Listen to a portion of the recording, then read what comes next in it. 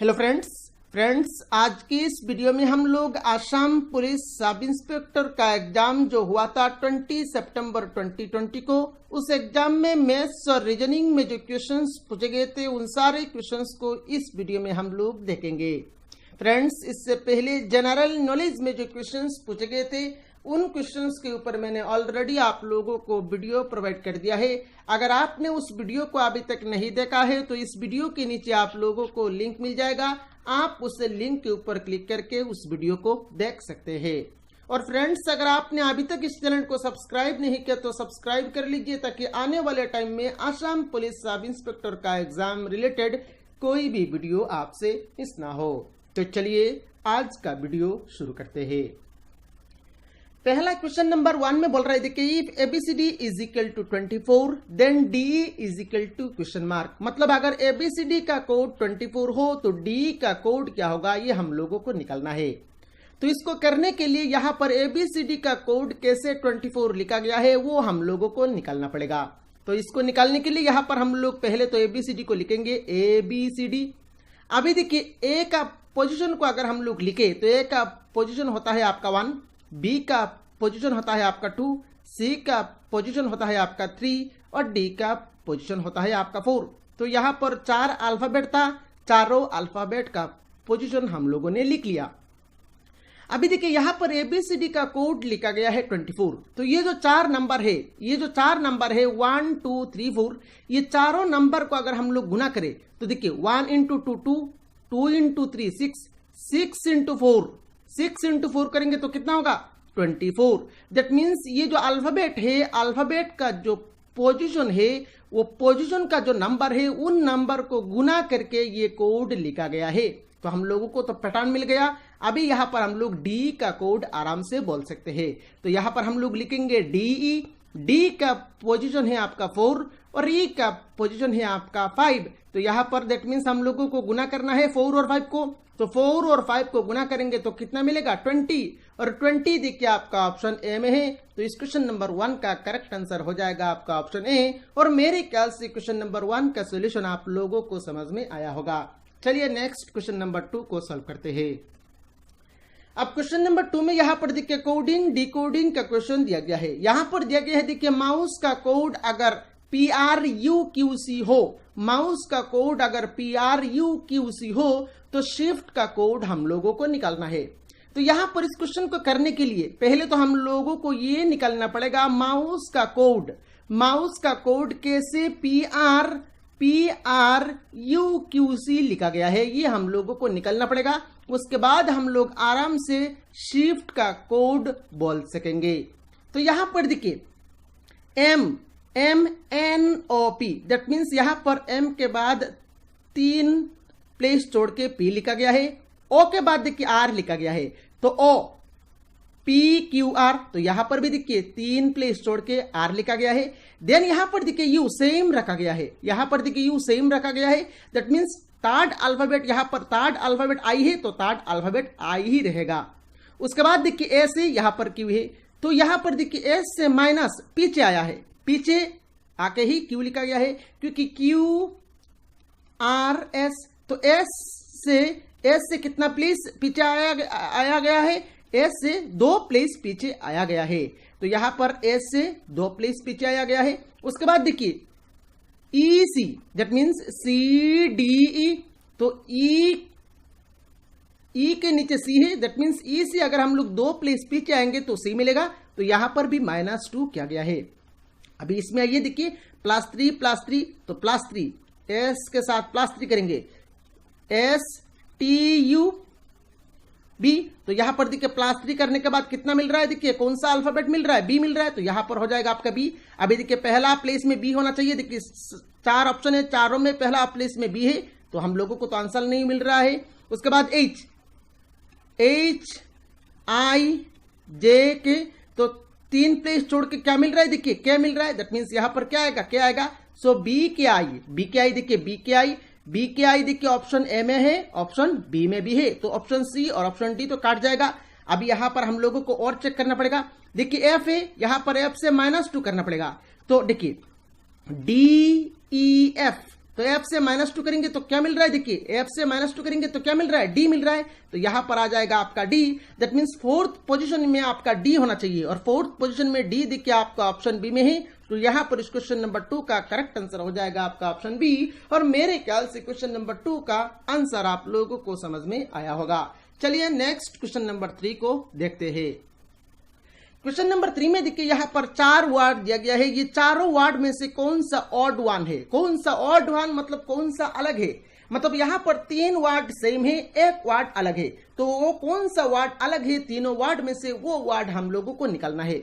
अब देखिए यहाँ पर पिन, निडल और स्क्रू, ये क्या है, देखिए ये तीनों को, जैसे कि हम लोग मान लीजिए एक कैलेंडर, वॉल में एक कैलेंडर चिपकाना है, वॉल में एक कैलेंडर लटकाना है, तो उसके लिए हम लोग इधर पिन को लगाएंगे या फिर निडल को लगाएंगे या फिर स्क्रू लगाएंगे, और ये तीनों को लगाने के लिए हम लोगों को हैमर का यूज करना पड़ेगा।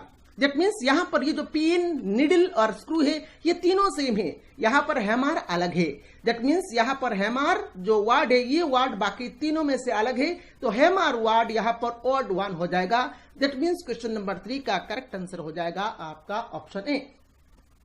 नेक्स्ट क्वेश्चन नंबर 4 देखिए, एक मैथमेटिक्स का टाइम एंड वर्क जो टॉपिक है उस टॉपिक से ये क्वेश्चन पूछा गया है। इसमें बोला गया है देखिए 15 men working 9 hours a day can complete a work in 16 days, then 18 men working 8 hours a day can complete the work in how many days। मतलब अगर 15 men किसी एक काम को करे, 9 hours पर डे करे तो 16 डेज लगता है। ठीक उस सेम काम को अगर 18 men करे और हर दिन में अगर 8 घंटा काम करे तो कितना दिन में कंप्लीट होगा ये काम।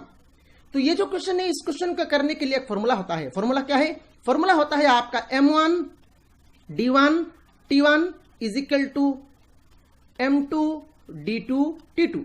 M1 means number of men, D1 means number of days and T1 means number of hours. तो यहां पर देखिए पहला कंडीशन में देखिए नंबर ऑफ मेन कितना है 15, तो यहां पर हम लोग लिखेंगे 15 इंटू में D1 means number of days कितना है 16, तो यहां पर हम लोग लिखेंगे 16 इंटू में T1 means number of hours कितना है 9, तो इंटू में लिखेंगे हम लोग 9 इज इक्वल टू M2 मतलब सेकंड कंडीशन में नंबर ऑफ मेन कितना है 18, तो यहां पर हम लोग लिखेंगे 18 into D2 means number of days, और D2 हम लोगों को निकालना है, नंबर ऑफ डेज निकालना है, तो नंबर ऑफ डेज D2 हम लोग यहां पर ऐसे ही लिख लेंगे, और T2 means number of hours कितना है 8, तो यहां पर हम लोग लिखेंगे 8।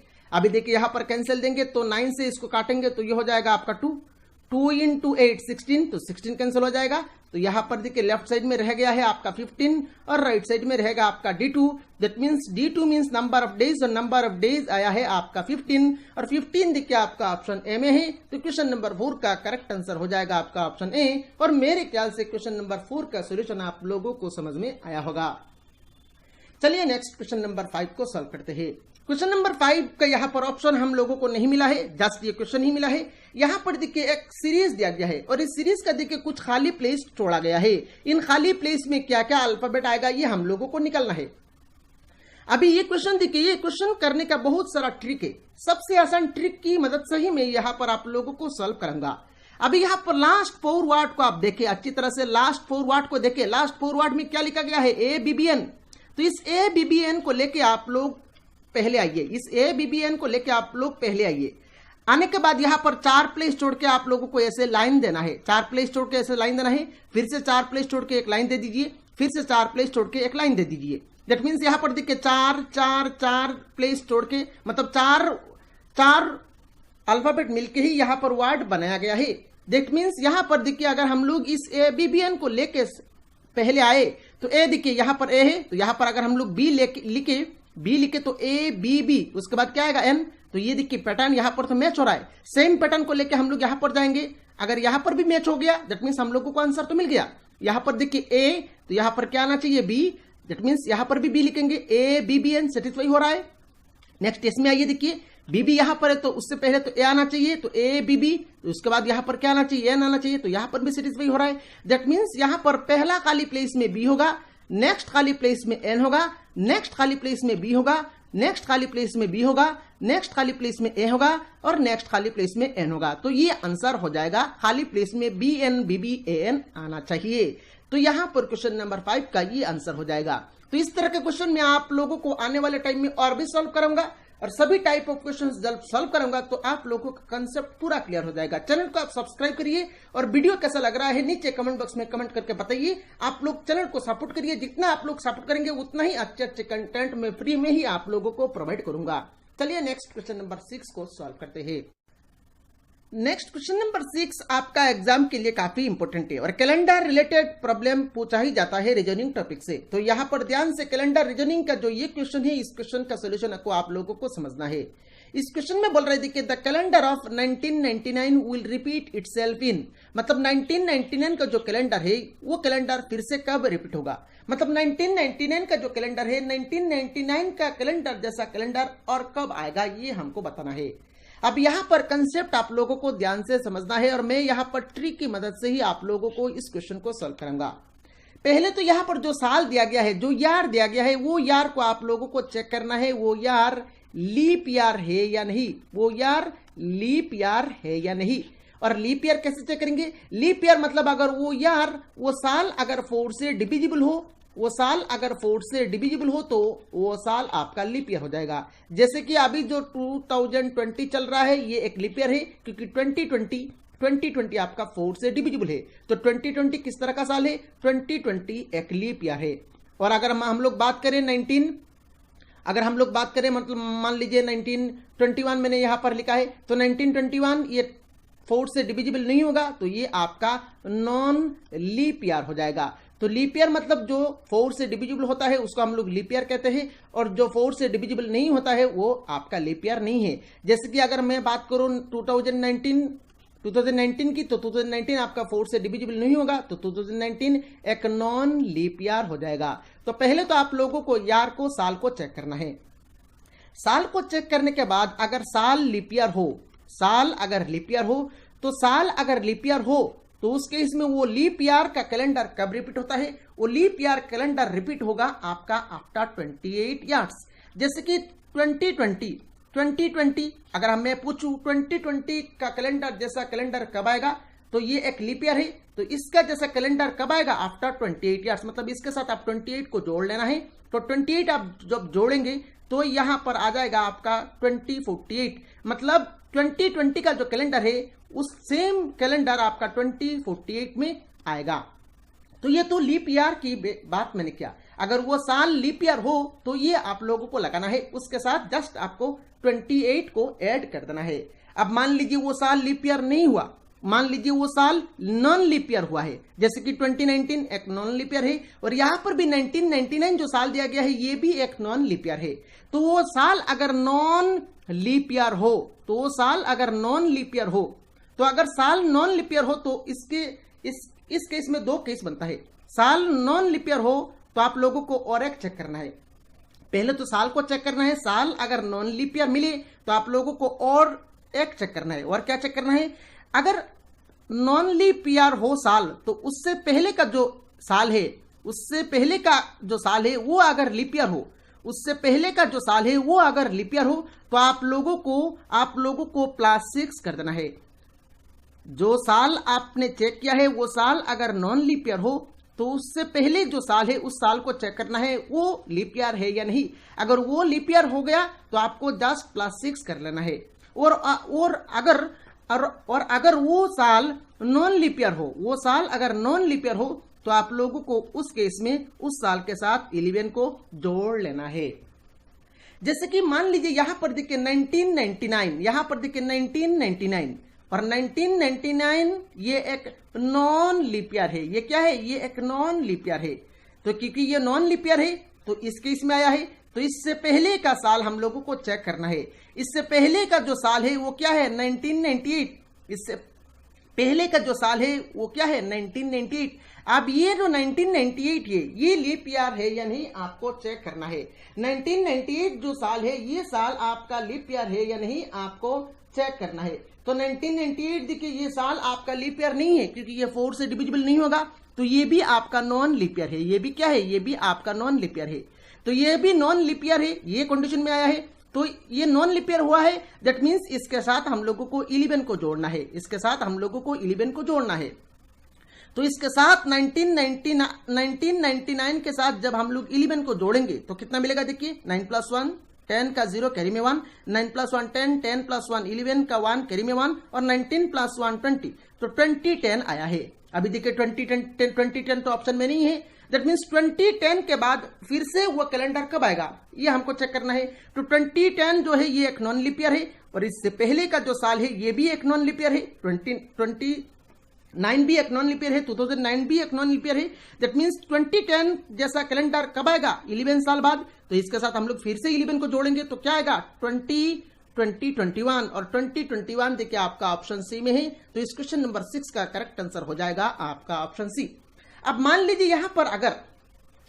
यहां पर आपको पूछा जाता, बताइए 1997 जैसा कैलेंडर कब आएगा, 1997 जैसा कैलेंडर कब आएगा। तो ये कि 1997 देखिए ये एक नॉन लीप ईयर है, ये क्या है ये एक नॉन लीप ईयर है। तो इसका जैसा कैलेंडर कब आएगा चेक करने के लिए आप लोगों को इसका पहले जो कैलेंडर आता है क्या आता है 1996, वो लीप ईयर है या नहीं चेक करना है। वो तो 1996 देखिए लीप ईयर हो रहा है, तो क्योंकि ये नॉन लीप ईयर है और इसके पहले जो कैलेंडर है वो एक लीप ईयर है। तो लीप ईयर के केस में हम लोगों को क्या करना है +6 करना है। तो 1997 जैसा कैलेंडर आफ्टर 6 साल बाद आएगा। सो 1997 के साथ जब हम लोग 6 ऐड करेंगे तो ये कितना आएगा, ये आ जाएगा आपका 2003। दैट मीन्स 1997 जैसा कैलेंडर 2003 में आएगा। तो कुछ इस तरह से आप लोगों को इस तरह का क्वेश्चन को करना है। मेरे ख्याल से सारे कंसेप्ट आप लोगों को अच्छी तरह से समझ में आ गया है। चलिए नेक्स्ट क्वेश्चन नंबर 7 को सॉल्व करते हैं। अब क्वेश्चन नंबर 7 देखिए ब्लड रिलेशन का क्वेश्चन पूछा गया है, ध्यान से समझिएगा। मैं यहां पर पूरा कोशिश करूंगा आप लोगों को समझाने के लिए। यहां पर बोला गया है देखिए ए इज बीज ब्रदर, मतलब ए बी का भाई है। तो यहां पर मैं कुछ इस तरह से इसको बना दूंगा, ए इज बीज ब्रदर, तो मैंने कुछ इस तरह से बना दिया ए इज बीज ब्रदर। अब ए बी का भाई है, दैट मीन्स ए का जेंडर प्लस मीन्स मेल के लिए हम लोग प्लस देंगे, मेल के लिए हम लोग प्लस देंगे और फीमेल के लिए हम लोग माइनस देंगे। ठीक है, तो प्लस से मतलब आप समझ लीजिएगा वो मेल है और माइनस से आप समझ लीजिएगा वो फीमेल है। उसके बाद देखिए सी इज डीज फादर, मतलब सी डी का फादर है। तो यहां पर कुछ इस तरह से हम लोग बना देंगे, सी डी का फादर है तो सी का जेंडर हो जाएगा आपका प्लस, तो सी डी का फादर है, कुछ इस तरह से हम लोगों ने बना लिया। नेक्स्ट बोल रहे देखिए ई इज बीज मदर, मतलब ई बी का माँ है। तो यहां पर देखिए बी है तो ई बी का माँ है, मतलब ई ऊपर हो जाएगा और ई का जेंडर हो जाएगा आपका माइनस। उसके बाद बोल रहे देखिए A and D R brothers, मतलब ए और डी दोनों क्या है भाई है। तो ए यहां पर है डी यहां पर है, तो डी यहां पर हम लोग डी यहां पर दे देंगे और ए और डी दोनों भाई है तो यहां पर डी का जेंडर हम लोगों को प्लस दे देना है और सी डी का फादर है तो यहां पर सी हम लोग कुछ इस तरह से दे देंगे, सी यहां पर दे देंगे। अब यहां पर देखिए ए और डी दोनों भाई है और ए बी का भाई है, तो ए बी का भाई है, दैट मीन्स ये तीनों आपका भाई ये तीनों बी का जेंडर तो पता नहीं है, बी का जेंडर इधर प्लस होगा या फिर माइनस होगा, तो ये तीनों भाई बहन ही है। अगर जी का जेंडर बी का जेंडर नेगेटिव हो तो ये बहन होगा ए और डी का, और अगर बी का जेंडर प्लस हो तो उस केस में ये आपका डी और ए का भाई होगा। तो ये तीनों भाई बहन है, दैट मीन्स सी अगर डी का फादर है तो ए का भी फादर होगा, बी का भी फादर होगा, और ये अगर बी का मदर है तो ई डी का भी मदर होगा, ए का भी मदर होगा। दैट मीन्स ये दोनों क्या है, ये दोनों हस्बैंड एंड वाइफ है। ये दोनों क्या है, ये दोनों हस्बैंड एंड वाइफ है। यहां पर हम लोगों को पूछा गया है, देखिए यहां पर पूछा गया है how is E related to C, मतलब ई सी का क्या लगता है। तो ई यहां पर है, सी यहां पर है, ई का जेंडर है नेगेटिव, सी का जेंडर है पॉजिटिव और दोनों हस्बैंड वाइफ है। दैट मीन्स ई सी का क्या है, ई सी का वाइफ है, और वाइफ देखिए आपका ऑप्शन डी में है। तो क्वेश्चन नंबर 7 का करेक्ट आंसर हो जाएगा आपका ऑप्शन डी। और मेरे ख्याल से क्वेश्चन नंबर 7 का सोल्यूशन आप लोगों को समझ में आया होगा। यहां पर फ्रेंड्स नेक्स्ट वीडियो में एक सर्कुलर अरेंजमेंट या फिर एक linear arrangement type of question पूछा गया था, उस क्वेश्चन को मैं आप लोगों को कराऊंगा। ध्यान से आप लोगों को उस वीडियो को देखना है और ये वीडियो कैसा लगा आप लोगों को नीचे कमेंट बॉक्स में कमेंट करके बताना है। अगर इस तरह का क्वेश्चन आप चाहते हैं मैं कराऊंगा आप लोगों को, तो यहाँ पर वीडियो के नीचे कमेंट बॉक्स में कमेंट करके बताइए। चैनल को सब्सक्राइब करिए और इस वीडियो को सारे फ्रेंड्स के साथ शेयर कर दीजिए ताकि सारे फ्रेंड्स को यहाँ पर इस वीडियो से कुछ ना कुछ फायदा मिले। Thank you for watching this video.